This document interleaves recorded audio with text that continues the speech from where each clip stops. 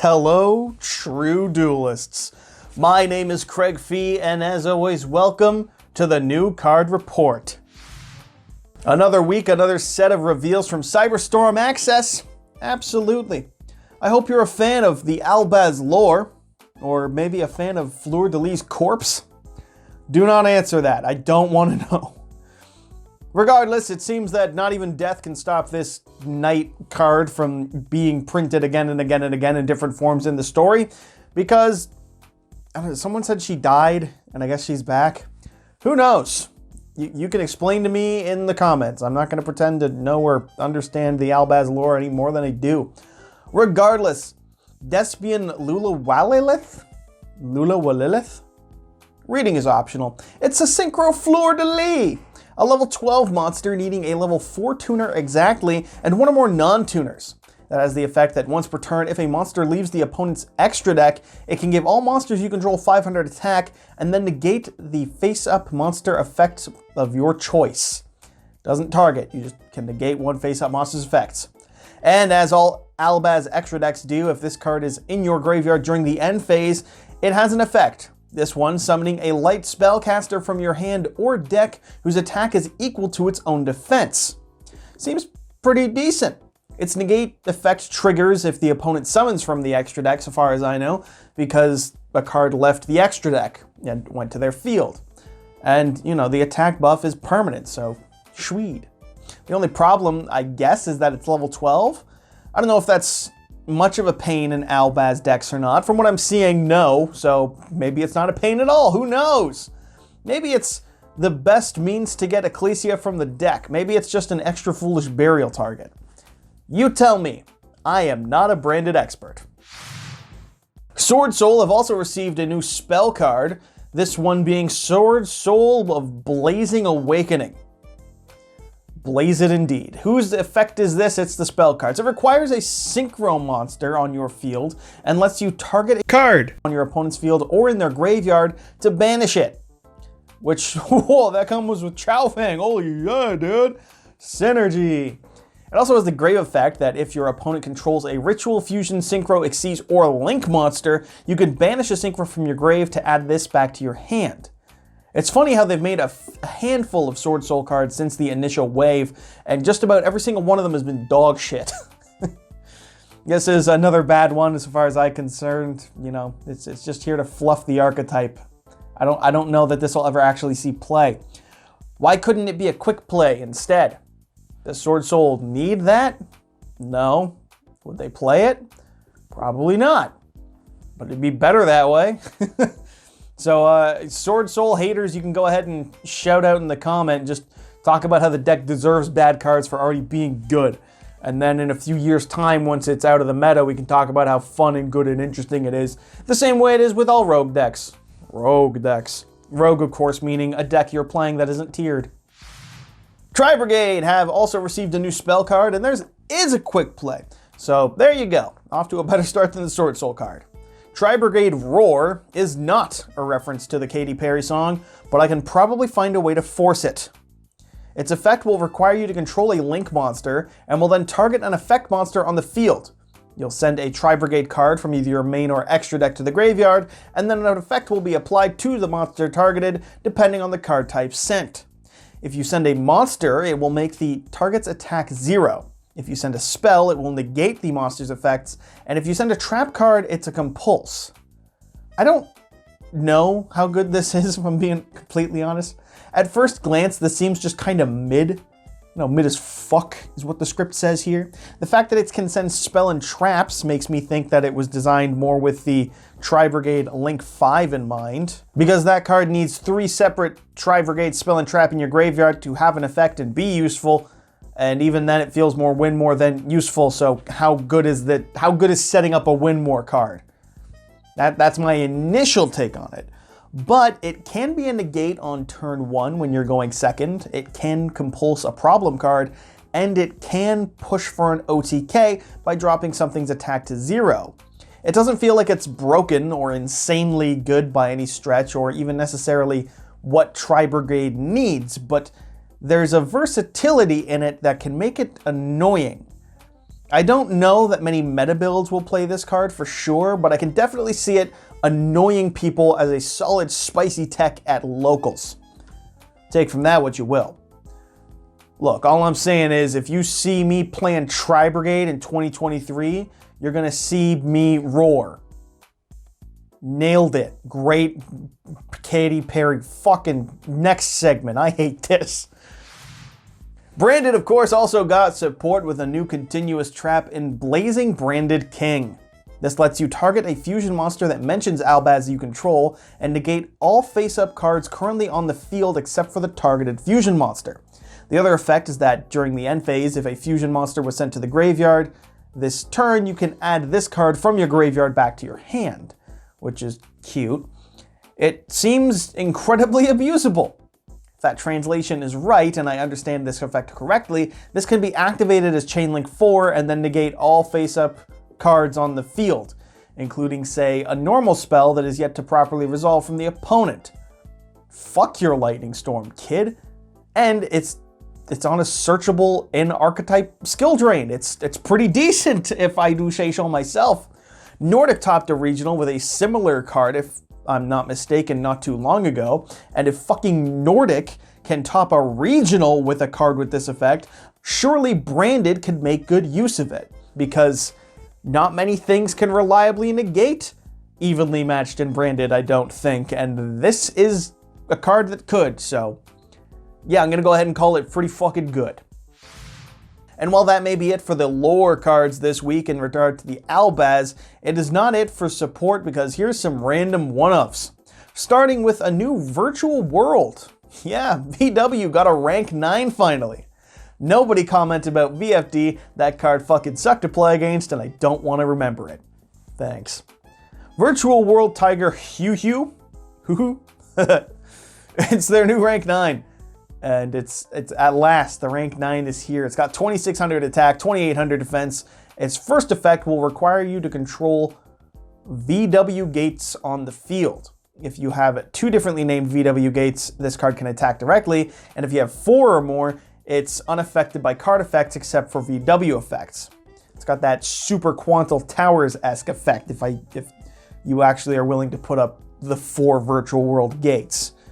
The other effect is a quick effect, able to detach a material to target one monster you control and another monster on the field with a different type and attribute, and then negate both their effects. If you could target 2 of the opponent's monsters, that'd be pretty fucking nutty. But as it is, it's decent. It's turn 1, it's got a negate on it. You know, there's potential. VW, I doubt they're gonna complain about a named in archetype rank 9. That has a negate. It seems decent. Suship also got support in a new continuous spell, Gunkan Suship Chef's Choice. This is a card. It will let you reveal a Gunkan Suship Shari in your hand to then place a counter on itself. Then you will reveal a Gunkan Xyz monster in your extra deck, and then your opponent will declare a name listed on a Gunkan Xyz monster that isn't specifically Gunkan Suship Shari, and you can then add a copy of the monster they declared from your deck to your hand. If you don't, or you can't, this card will shuffle itself back into the deck. What the fuck? It also has the effect that if the opponent destroys it, they will pay life points equal to the number of counters that were on this card when they destroyed it times 500. So sure, burn them for no reason. Why not? This is probably the most scuffed version of Tenki ever, requiring you to reveal the vanilla and then an Xyz, and then your opponent to ask you what even are the other Suship names before presumably just selecting the name that's listed on the Xyz you showed them. Now, I get that. I understand what it's doing. You are the chef, you're showing them the recommendation, but they can order what they want. But if they don't know, then they'll just order what you've showed them, I suppose. This will be really funny when you're playing against someone who doesn't play Suship frequently, and really annoying, on the 3rd or 4th duel. Also, technically, they can keep just saying the first name. I don't know Suship names, forgive me. But let's call it Bingus because I can, and that makes me laugh. I like the term Bingus. Let's say Gunkan Suship Bingus. is a card name, and they go, okay, add Bingus, and then you do it next turn, and you go, add Bingus, and you don't play 2 Bingus, and on the 3rd turn, you know, you show them something else, but they're like, no, it's Bingus time, and then you don't have Bingus, because you've searched all your Binguses, and it goes back into the deck. Like, that's the inevitable fate of this card, right? You can just keep declaring the same name regardless of what's showed. I mean, granted, you probably want to just show what you want to add, but you get my point. It's weird. It's funny. I like it. It's a goofy archetype in general. It gets a goofy support card. It's cool. It's thematic. I'm just saying, that's a fucked up card. BEETROOPER also has support from the OCG, and it's still not the Link 3 that I want them to get. Boo! No, instead, BEETROOPER Cruel Saturn is another fusion monster. The only difference is this one is not worse than the vanilla fusion from 2002. Good job, OCG, you're doing great. Its materials to summon are any BEETROOPER and any insect. It's level 5 as well, so it is an instant fusion target, provided that that card isn't banned to shit as part of hitting tier limits. This guy has the standard BEETROOPER extra deck monster effect of locking you into insects only while it's on the field, but other than that, its effects are phenomenal. When special summoned, it can add any BEETROOPER card from deck to hand, and its last effect will summon a BEETROOPER from the banished pile if an insect monster were to become banished face up. That is so solid, it's kind of unreal. The search is on special summon, meaning that it'll search even if you revive it from the grave, like with, say, the field spell. And reviving BEETROOPERs from the banished pile is all but guaranteed, thanks to the likes of Armor Horn or Doomdozer or the power creeped Doomdozer that we're getting in Photon Hypernova. And if you instant fusion it, it's easy as shit to plus off this. I'm gonna be actually so upset when they hit instant fusion now because I want it for the bugs, but they're gonna die because of the mermaids. The moral of the story is a bug's life is better than the Little Mermaid. That's it. Bunny Instruct Ear is a hell of a name. This level 1 monster with 200 attack and 100 defense has the quick effect of, once per chain if I'm not mistaken, placing a bunny ears counter on a monster when it activates its effect. And a monster with a bunny ears counter on it cannot be destroyed by battle. Whoa! Mad good. I love making my opponent's monsters indestructible. It can also quick effect target a monster with a bunny ears counter on it and then can banish that card and itself until the next standby phase. So, sure, this can be a card, why not? I don't have anything to say here. You know this shit won't see play. I know it won't see play. It's pack filler. It doesn't need to exist. The only thing I feel like pointing out is the literal goblin children that are in the background on this card art. Terrifying.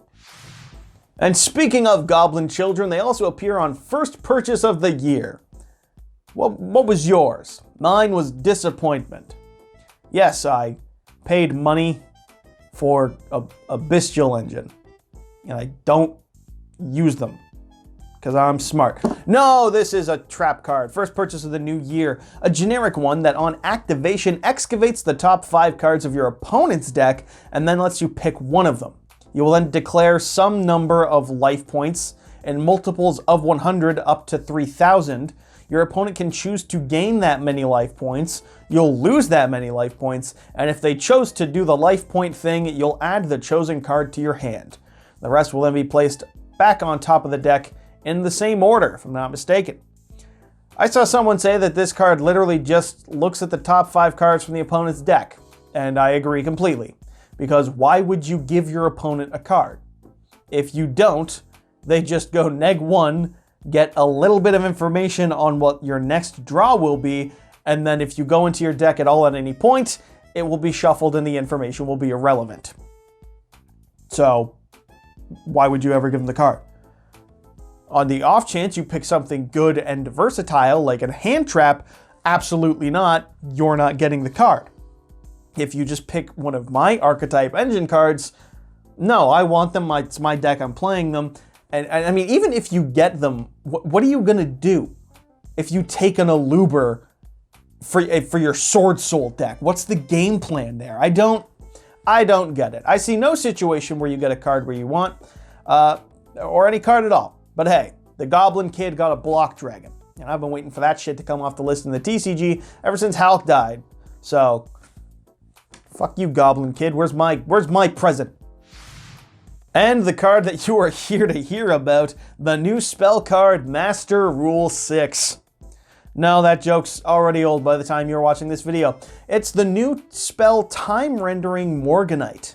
This is a normal spell with a lingering effect, namely that once activated, 3 things will apply to you for the rest of the duel. You cannot activate monster effects in the hand, but you will get 2 normal summons per turn, and during your draw phase, you'll draw 2 cards instead of 1.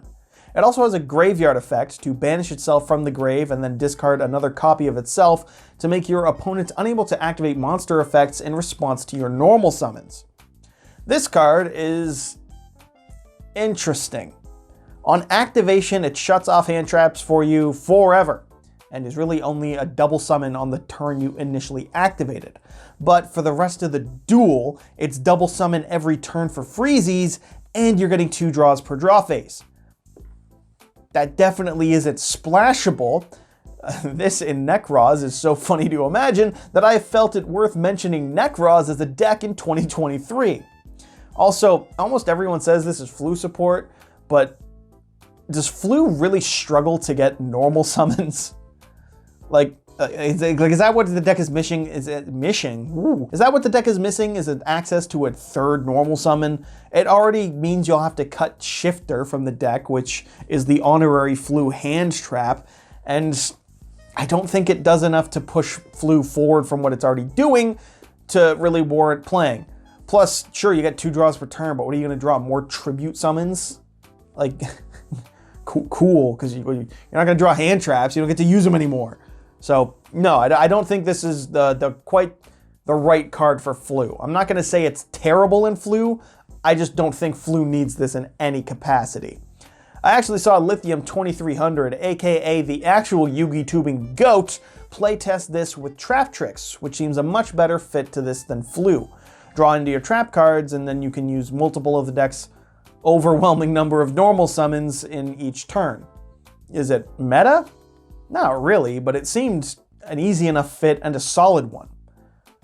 The question, I guess, is this good overall? And the answer is it definitely will be in the right deck. That's my take. It's fighting for play against literally every other hand trap in the game.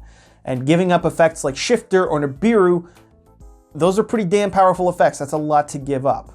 It'll also suck to draw in multiples because, let's be real, you're going to be playing 3 of it to open it in your opening hand as often as possible to get the most number of draws over the course of the duel.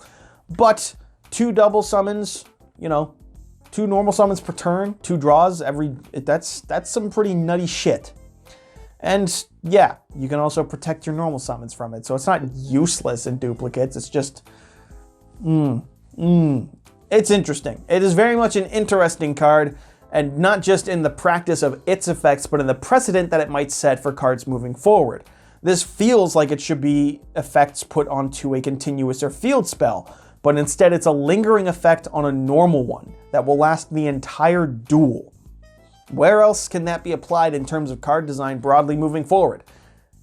I'm cautiously optimistic. And credit to Konami, because they continue to find a way to surprise me even more than 20 years into this game's development. Look, the point of all of this is that with 2 normal summons and 2 draws per turn, Magical Musketeers might finally stand a chance to become the next Zodiac.